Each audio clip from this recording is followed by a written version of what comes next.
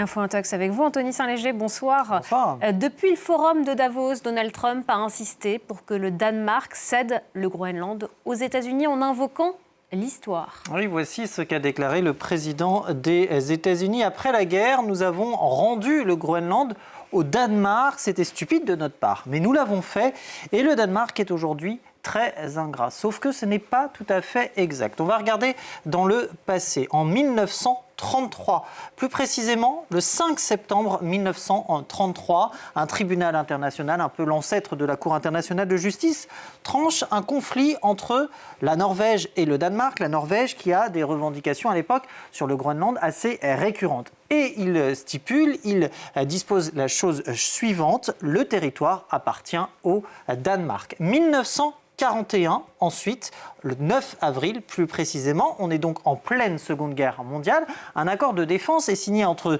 les États-Unis et le Danemark sur la défense donc du Groenland, un accord qui permet aux Américains de défendre le Groenland face aux nazis et éviter que l'Allemagne ne s'empare de ce territoire. En découleront la construction sur l'île de bases américaines et le déploiement de troupes américaines également. En clair, les États-Unis assument la responsabilité de la défense du Groenland pendant la guerre, mais il n'y a pas de transfert de souveraineté. En clair donc, le Groenland n'est pas devenu un territoire américain. Il y a eu par la suite plusieurs offres d'achat du Groenland faites par les États-Unis en 1946, donc au lendemain de la Seconde Guerre mondiale, sous l'administration Truman, par exemple, 100 millions de dollars en lingots d'or ont été proposés à Copenhague, qui a refusé. Et puis, il faut ajouter, en 1951, cette fois, le 27 avril plus précisément, que les États-Unis ont formellement reconnu la souveraineté du Danemark sur le Groenland en vertu d'un accord de défense. Et c'est en vertu de cet accord que sera érigée la base de Pituffik. Et cette reconnaissance a été renouvelée en 2004. Le 6 août plus précisément. Et les menaces d'annexion proférées à l'envi par Donald Trump ont alimenté ces derniers jours les rumeurs sur des mouvements de troupes au Groenland. Effectivement, à l'instar de cette vidéo, par exemple, d'avions de chasse qui atterrissent sur des pistes plus ou moins enneigées. Et le texte des publications qui vont accompagner ces vidéos vont affirmer qu'il s'agit d'opérations récentes au Groenland. L'une des images, j'avance un petit peu, la vidéo, c'est celle-ci. Hop, je vous la remets. C'est celle-ci et les publications qui nous indiquent donc qu'il s'agirait d'opérations récentes et plus précisément de F-22 Raptors et de F-16 Fighting Falcons. Lorsqu'on effectue une recherche d'image inversée, on va se rendre compte finalement de la supercherie. Pourquoi ? Parce que cette vidéo, on la retrouve sur ce site en date du 31 mars 2022. Et vous le voyez, on n'est pas au Groenland, mais en Alaska, à Anchorage plus précisément.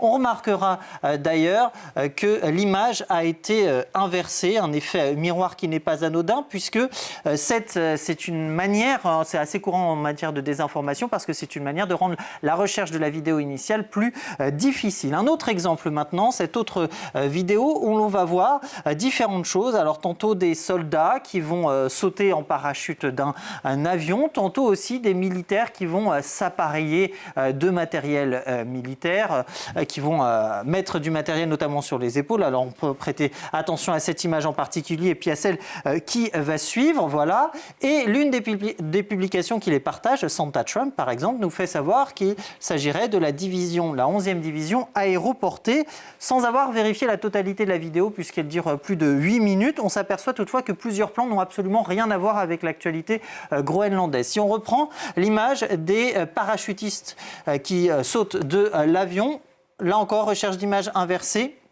Et on se retrouve sur YouTube en date du 14 mars 2024. On apprend qu'il s'agit d'un entraînement de 8000 troupes qui participent à des exercices militaires. Où ça, vous le voyez encore, non pas au Groenland, mais en Alaska. Et là encore, l'image est inversée par rapport à ce que je vous disais tout à l'heure. Autre image, celle des militaires qui s'appareillent. Et bien là encore, recherche d'image inversée et on est ramené en 15 février 2024 et ces images, elles proviennent du centre d'entraînement multinational interarmé du Pacifique. Il faut savoir aussi que dans la vidéo manipulateur, il y a même des séquences qui provenaient d'Afghanistan. Précisons toutefois, pour conclure, que certes, Donald Trump a bien exclu l'usage de la force à Davos, mais qu'il y a des avions sous commandement américain et canadien qui doivent arriver prochainement au Groenland, en l'occurrence sur la base de Pituffik.